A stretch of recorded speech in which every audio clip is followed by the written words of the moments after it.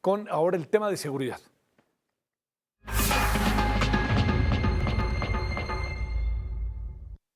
Bueno, vamos a hacer un recuento en seguridad a un año del gobierno de la presidenta Claudia Sheinbaum. En los primeros 10 meses de su administración disminuyeron, cifras oficiales, 25% los homicidios dolosos. En septiembre de 2024 se contabilizaban 80 asesinatos diarios, aunque para julio de este año la cifra se redujo hasta el 64%. Los estados que concentran la mayor incidencia delictiva fueron, lo hemos repetido, Guanajuato, Chihuahua, Baja California, Estado de México, Guerrero y Michoacán. Pero también disminuyeron delitos de alto impacto, en casi 21%, por mencionar algunos.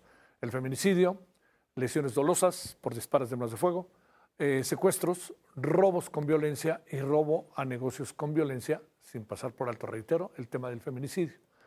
Si de seguridad estamos hablando, entonces recordemos que el gobierno de México realizó 2 entregas de narcotraficantes de alto perfil a Estados Unidos, como parte de la relación bilateral para combatir el crimen organizado. El primer operativo se realizó el 27 de febrero. Ahí 29 reos fueron trasladados a distintos penales de Estados Unidos. El segundo envío ocurrió el 12 de agosto, en el que trasladaron a 26 narcotraficantes, sumando así 55 en total. Entre los capos más destacados, Rafael Caro Quintero, le recuerdo, ya lo habíamos dicho al inicio, Miguel Ángel Treviño, Z40, Vicente Carrillo Fuentes, el Viceroy, Abigail González, el Queenie, y Servando Gómez Martínez, la Tuta. Les recuerdo que, aunque pongan a veces en la lista al Mayo, no, el Mayo no lo mandamos. Vinieron por él y se lo llevaron gracias a un hijo del Chapo. El secretario de Seguridad y Protección Ciudadana, Omar García Harfuch, presentó la Estrategia Nacional contra la Extorsión. Fue en julio y se implementó a partir del 1 de agosto.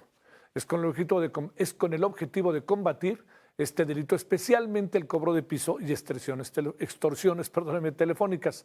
Entre los estados prioritarios que concentran el 66% de los casos, ahí le van: Estado de México, Ciudad de México, Guanajuato, Nuevo León, Veracruz, Jalisco, Michoacán y el estado de Guerrero. Todo tiene cierta lógica, se da cuenta en los estados. Mientras que el Senado aprobó la reforma que crea la Ley General contra la Extorsión, el 24 de septiembre de este año, hace poquito, la avalaron con 106 votos a favor y ninguno en contra. Ahora sí que nadie estaba en contra, ¿no? Modifica el artículo 73 de la Constitución, lo que otorga al Congreso la facultad de expedir la Ley General en materia de extorsión. Busca homologar el tipo penal, sus agravantes y las sanciones en todo el país. Bueno, ¿qué tal si le damos, igual que lo hicimos con Carlos Bravo, ahora con Ramón Celaya, especialista en inteligencia y procesos de seguridad, para hablar del año 1 de la presidenta en esta materia de seguridad? Te saludo con gusto. ¿Cómo estás, Ramón? Gracias por tu tiempo. Javier, muy buenas noches. Un gusto saludarte como siempre. A ver, ¿cuál es este balance que le das más allá de las cifras? Que algunas entiendo que hay cifra negra. A ver, lo hemos platicado, pero ahora ya tenemos una fecha que es 1 de octubre, es un año. ¿Cómo ves las cosas? Bueno, Javier, pues un año marcado por claroscuros, un año que ha resaltado el tema del narcotráfico, el tema del huachicol, el tema de las reformas, pero yo creo que para entenderlo más detalladamente tendríamos que dividirlo en 3 o en 4 facetas. Este primer año lo vimos marcado con unas profundas reformas legales en el marco de la seguridad pública, que realmente ha hecho un cambio significativo en materia de seguridad, específicamente en el rubro de la investigación por parte de las policías de los estados y de la policía en la federación. Reformas al artículo 21 constitucional pues fueron inéditas porque el monopolio de la investigación en materia de delitos lo tenía el Ministerio Público. Entonces vemos esta primera reforma en materia de investigación policial. También vemos reformas en la Ley Federal de Armas de Fuego y Explosivos que limitan más aún la aportación de armas de fuego, el tema de la importación, el tema de que no se vuelva a repetir estas entregas controladas de armamento como pasó en el pasado, e incluso la aportación de armas de fuego por agentes extranjeros en nuestro territorio. Otras reformas legales que se dieron en el marco de la propia Secretaría de Seguridad y Protección Ciudadana del Gobierno Federal, donde crea instancias que no existían. Entonces, este primer eje sí es favorable, las reformas legales que vienen a fortalecer a las policías, que vienen a fortalecer la investigación de los delitos principalmente por las secretarías de seguridad de los estados. Otro segundo cambio significativo pues fue la creación de la Subsecretaría de Investigación e Inteligencia por parte de la Secretaría de Seguridad Federal, donde pues se le otorga un brazo armado al propio secretario de Seguridad Omar García, con el cual no contaba. Hay que recordar que la Guardia Nacional, que en esencia pertenecía a esta secretaría, pues por un acuerdo presidencial, pues pasó a depender de la Sedena y prácticamente dejaban inhabilitado sin una fuerza operativa el secretario de Seguridad. Con esta Secretaría de Seguridad, de Investigación, perdón, no nada más se le otorga un brazo operativo, sino que marca el regreso de un cuerpo policial que fue defenestrado, que fue desaparecido por López Obrador, que es la Policía Federal.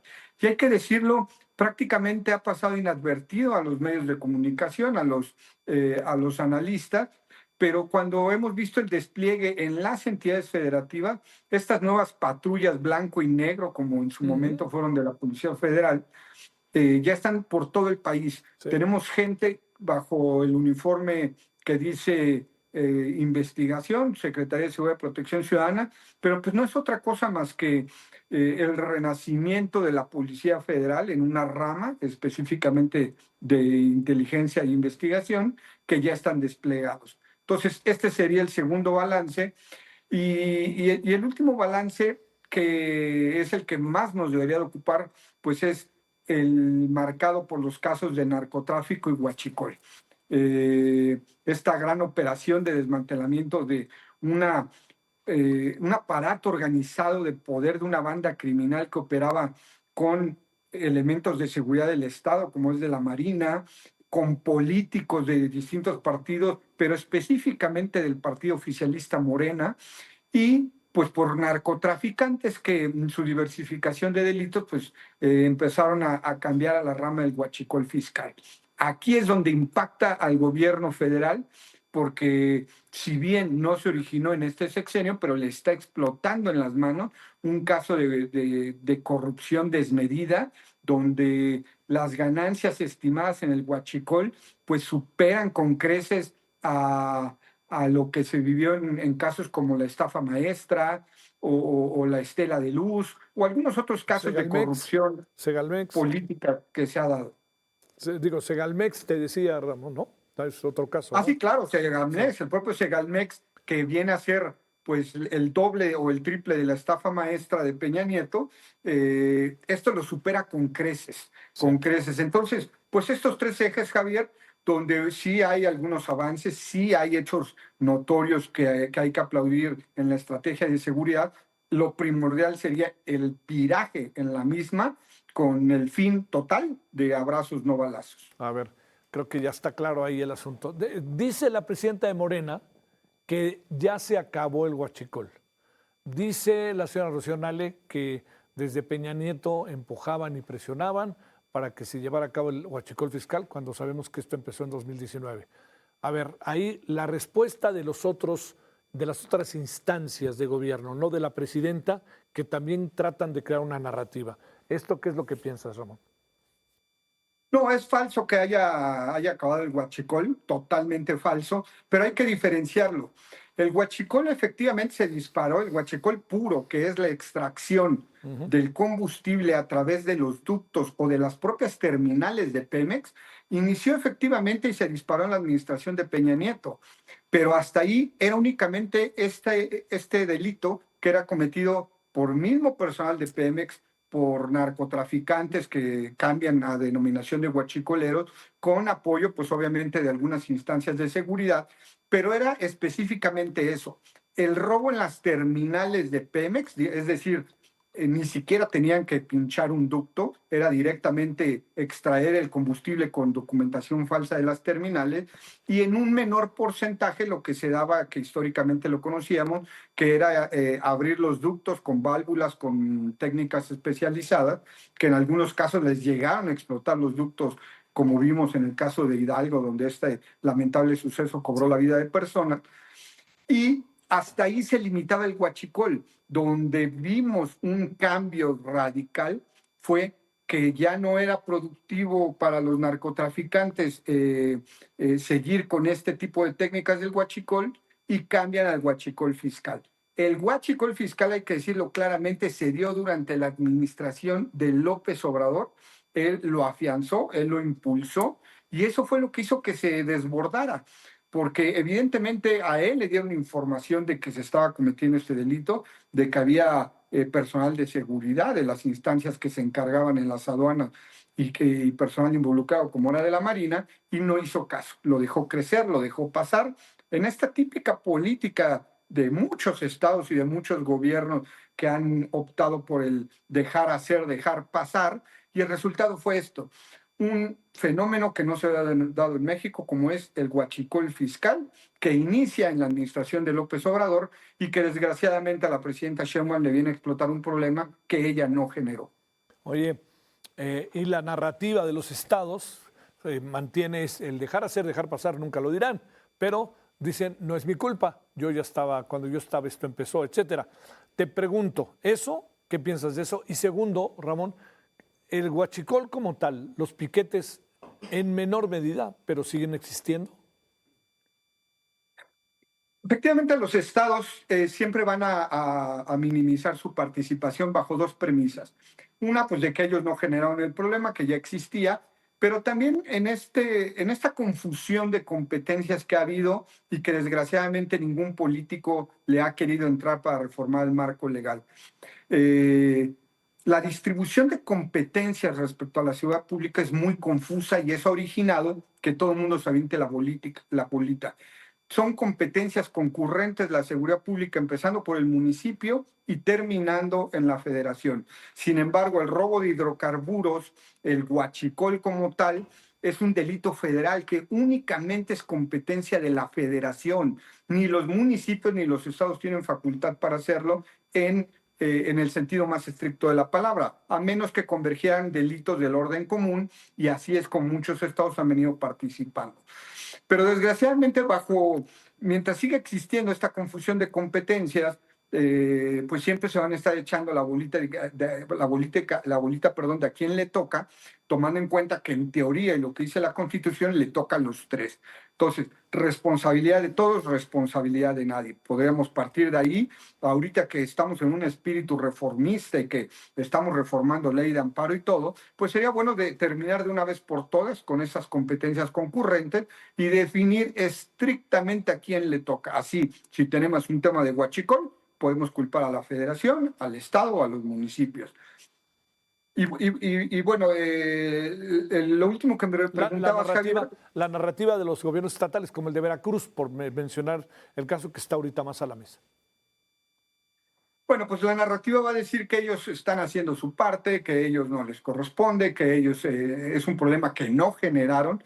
Sin embargo, en muchos casos vemos a bandas locales que hacen, como lo decía, delitos del foro común, que son competencia de la fiscalía local y que deberían de entrarlo. Sin embargo, todos los estados, Javier, pecan de lo mismo.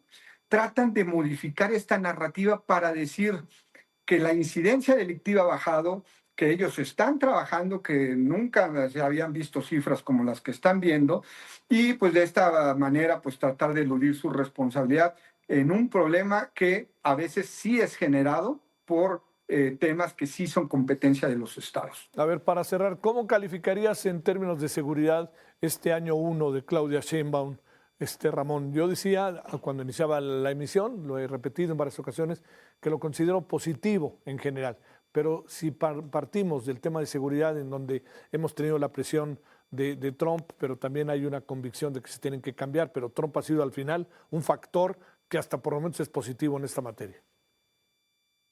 Concuerdo absolutamente, Javier. No podemos restar méritos en lo que hemos visto en campo. Basta darse vuelta por muchas entidades y darnos cuenta que hay un despliegue inusual de fuerzas federales que no habíamos visto. Ni el Ejército, ni la Marina, ni la propia Policía de la Federación, como podría ser la Agencia de Investigación Criminal o esta nueva Subsecretaría de Investigación de Omar García, y los vemos desplegados, los vemos haciendo operativos. Los enfrentamientos que se han dado entre Fuerzas Armadas y bandas del crimen organizado en muchos estados, pero principalmente en Michoacán, lo dejamos de ver con López Obrador porque privilegió la política de no hacer nada y entonces vimos esta impunidad. Entonces, sí vemos un cambio en la estrategia, sí vemos resultados positivos, sí vemos que se está enfrentando en algunos temas. Falta mucho por hacer, hay muchas áreas de oportunidad, principalmente, como bien lo decía, la extorsión, que ha crecido prácticamente a nivel nacional, pero en los estados que mencionaba.